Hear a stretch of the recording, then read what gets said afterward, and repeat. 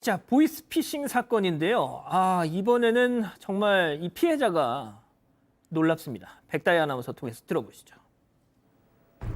지난 6월 말 40대 중반인 한 의사가 이상한 전화 한 통을 받았습니다.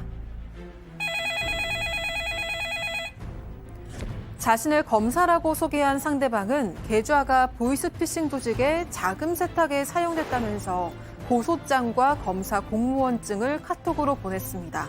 놀란 의사는 사실을 확인하기 위해서 금융감독원과 검찰청, 경찰청 등에 여러 차례 전화를 걸어봤지만 계좌가 자금 세탁에 활용됐다는 대답은 모두 같았습니다.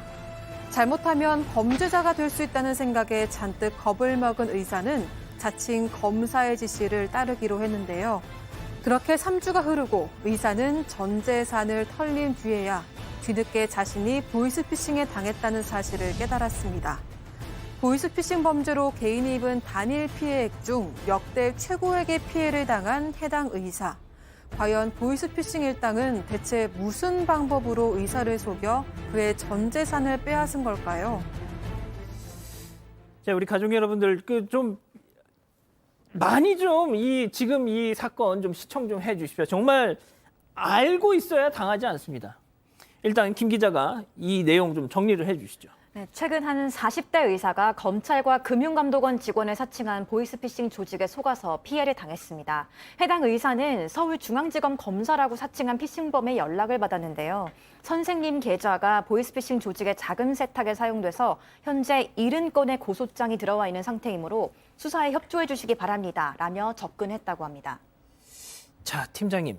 네. 저 검사를 사칭한 자가 피해자 의사에게 정말 이게 여기서부터가 좀 그런데 SNS로 고소장을 보냈어요. 자, 그런데 뭐가 됐든 저도 그 사진을 봤더니 그럴싸해 보이긴 했습니다. 그러니까 이게 문제가 뭐냐면은 전화가 왔을 때 이제 카톡 친구를 하자고 하면은 카톡 친구하게 되면 저 프로필 사진이 나오지 않습니까? 거기에 검찰청 로고가 떴던 거예요. 그러니까 약간 의심하면서도 일단 믿었어요. 믿었는데 또 자칭 검사가 뭐라고 했냐면 당신한테 70건이 고소가 됐는데 그중을 하나 보내겠다 그래가지고 실제적으로 하나의 대하청에다가 하나를 보냈단 말이에요. 보내면서 검사 신분증을 보냈어요. 그러니까 믿기 하기 위해서 하나의 그 미끼를 보냈던 거죠.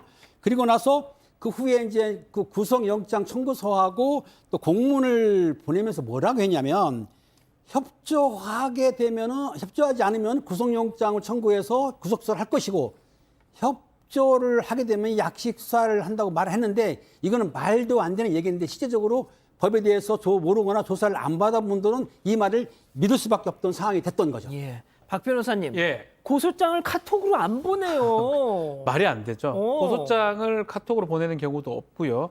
지금 보면 카톡 그걸 프로필 사진이라고 표현하는데 거기 나 검사요 이런 몰라 뭐 너무 자랑스러운 사람도 있을 수 있어요. 자기 직업에 대해서.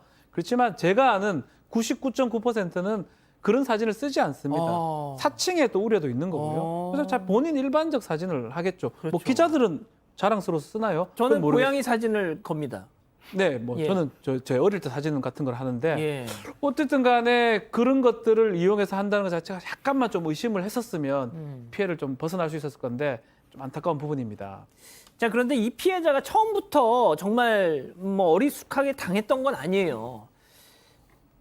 느낌이 있잖아요. 그래서 검찰청, 금융감독원에 직접 전화를 해봤는데 그쪽에서 전화 받는 쪽에서 예, 그거 맞아요. 그 계좌 선생님 계좌 자금 세탁에 이용이 됐습니다. 이렇게 얘기를 했다는 거예요. 네, 맞습니다. 그 기관들의 피해자가 말씀하신 것처럼 확인 전화를 해도 받은 사람들이 모두 그 자금 세탁에 활용된 게 맞다고 답을 했는데요. 알고 보니까 피싱범 일당이 수사에 필요한 프로그램이라며 보낸 링크 때문에 이미 피해자의 휴대폰에 악성 앱이 깔려 있었던 겁니다.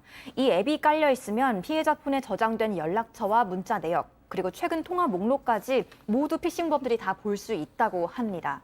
또 어디에 전화를 걸어도 이들이 중간에서 전화를 가로챌 수 있기 때문에 사기 일당에게 연결이 바로 됩니다. 예. 피해자의 휴대전화에도 실제 금감원에게 전화를 건 것처럼 표시가 떴다고 합니다.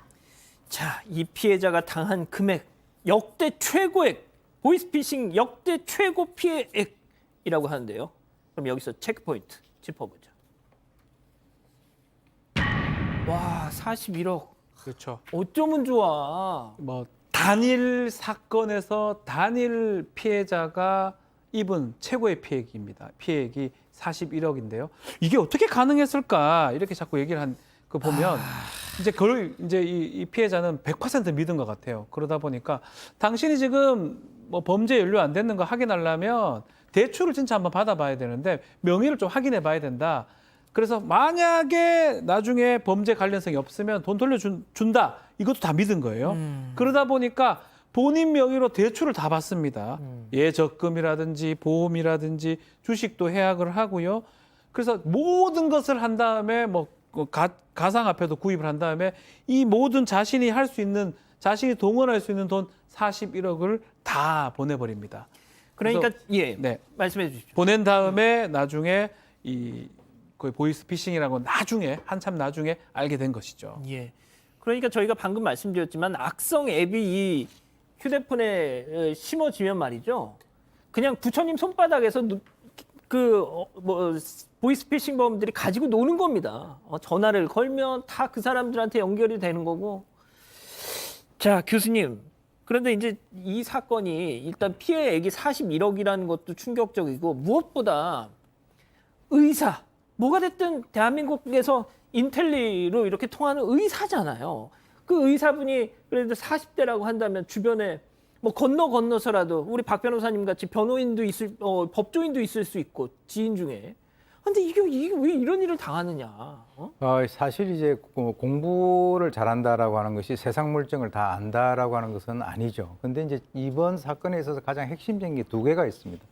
첫 번째는 아까 얘기가 나왔던 그 강수강발, 강제 수신, 강제 발신 이 악성 앱. 아까 말씀하셨던 그야말로 그 부처님 손바닥 위에 있는 손오공 같이 다 쳐다보고 있었다라고 하는 게 그게 하나 있고요. 또 하나는 그 핵심이 뭐냐면 이 사건에 대해서 비밀 유지를 해야 되기 때문에 아까 말씀하신 대로 우리 박 변호사님 옆에 계시면 바로 물어보면 우리가 다 얘기가 되는데 주위 사람들한테 이분이 전혀 얘기를 안 했어요. 왜? 얘기하면 큰일 난다. 이 비밀 유지, 보안 유지를 안 해서 나중에 처벌받을 수 있다. 이렇게 하는 그 두 가지 때문에 그런 건데요. 실제로 뭐 이 교수나 공무원들을 갖다가 좀 소개만 시켜주면은 현장에서 바로 현금을 준다라고 하는 그런 말도 있어요.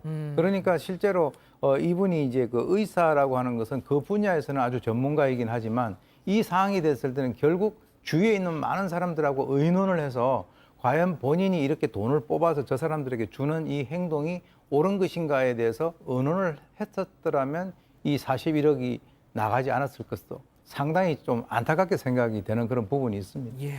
자, 팀장님이 진짜 주의해야 될 점 딱 몇 개만 진짜 얘기를 좀 해주세요. 그 전에 경찰국사 국가사업본부에서 뭐라고 했냐면 지난해에는 21% 정도, 즉 국가기관을 사칭한 게 경찰, 검찰, 금감 사칭한 게 21%였는데 올해는 37% 늘었다는 거예요. 그런데 가장 중요한 게 뭐냐면 국가기관, 수사기관에서는 절대로 현찰이나 돈을 요구하지 않습니다. 그리고 않습니다. 지금 SNS로 뭐 공문을 보냈다고 하는데 제가 근무하면서 한 번도 SNS 이런 데로 공문을 보내거나 그러면 그 서류를 보낸 적이 없어요. 그러니까 SNS상에 영장이라든지 서류 보내는 건 전부가 다 모조리 거짓이고 보이스피싱들의 낚시라는 걸 생각하시면 됩니다.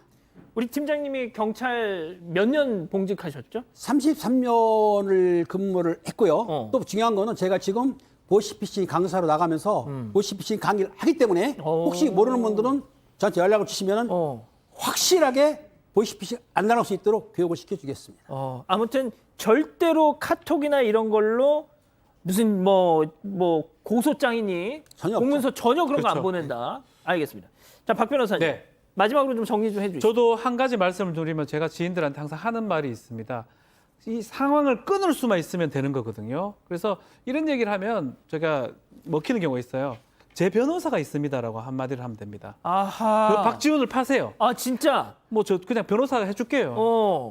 변호사가 있다고 하면 당황을 하게 되고 끊어질 수가 있습니다. 거기서만 나오면 이 보이스피싱 범죄에서 피할 수가 있거든요. 예. 근데 그걸 한 번을 못 끊기 때문에 계속 속으로 빠져나가고 나중에는 빠져나올 수가 없게 돼버리는 상황이 되기 때문에 혹시나 이런 전화가 온다면 다 거의 다 법률적인 얘기이기 때문에 잠깐만요. 제가 이렇게 보여도 개인 변호사가 있거든요. 잠깐만요. 바꿔드릴게요. 끊으면 그때 피할 수가 있다. 이 말씀 한번 드릴게요. 알겠습니다. 자, 지금 들으신 대로 우리 가족 여러분, 뭐 개인적으로 알지는 못하시겠지만 뭐 이런 거 연락 받으면 그 사건 반장에 나오는 변호사 박지은, 양지열, 백성도 어. 있고요. 예. 제 개인 고문 변호사다. 한번 연결해 볼까?라고 하라는 말씀이시죠? 네, 맞습니다. 그게 정답입니다. 예. 그것보다는 형사라는 게 안 날까요? 나 김형사야. 여기 안 날까요? 아, 사건 반장에 나온 김은배 내가 잘 아는 사람이다. 그렇죠. 그게 더 통할 것 같은데요. 그건 잘 모르겠습니다. 퇴직하셨잖아요, 지금. 예. 그래도 아, 알겠습니다. 네.